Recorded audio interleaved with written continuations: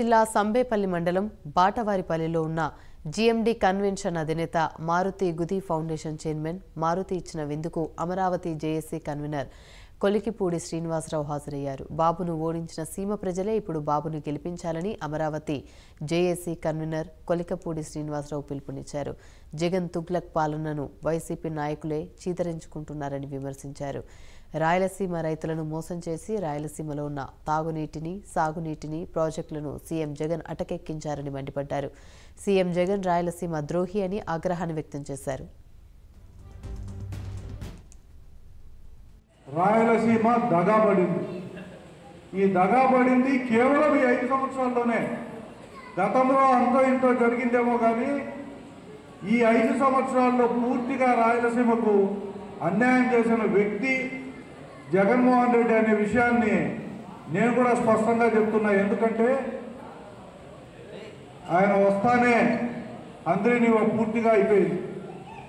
గాలేరు నగర్ పూర్తి చేశాడు.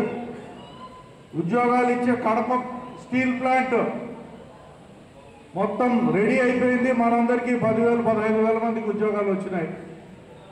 అభివృద్ధి అనే పేరుతో ఎక్కడ చూసినా ఫౌండేషన్స్ వేసినాడు.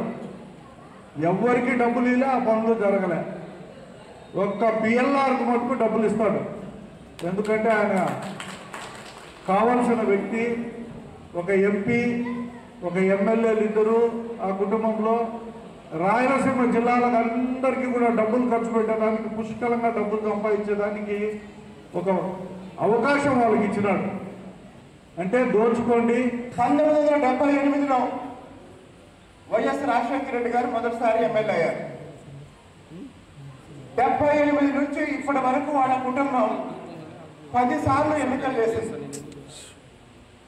ఈ 10 సార్లు వైఎస్ కుటుంబాన్ని ఆదరించి, ఆశీర్వదించి, వాళ్ళని ఎమ్మెల్యేలు చేసి, వాళ్ళని ఎంపీలు చేసి, వాళ్ళని ముఖ్యమంత్రులు చేసి ఈ రాయలసీమ వాళ్ళకి ఎంత ఇచ్చిందో మనందరం చూసాం. ఇప్పుడు నా ప్రశ్న ఏంటంటే, రాయలసీమ జగన్కి ఏమిచ్చింది, జగన్ రాయలసీమకి ఏమిచ్చాడు? రాయలసీమ జగన్కి ఏమిచ్చింది? రాయలసీమ జగన్కి ఏమిచ్చిందంటే వాళ్ళ తండ్రిని ఎమ్మెల్యే చేసింది, వాళ్ళ తండ్రిని మంత్రిని చేసింది, వాళ్ళ తండ్రిని ఎంపీని చేసింది, ఆయన తండ్రిని ముఖ్యమంత్రి చేసింది. మళ్ళీ జగన్మోహన్ రెడ్డిని ఎంపీని చేసింది, జగన్మోహన్ రెడ్డిని ఎమ్మెల్యేని చేసింది, జగన్మోహన్ రెడ్డిని ముఖ్యమంత్రిని చేసింది.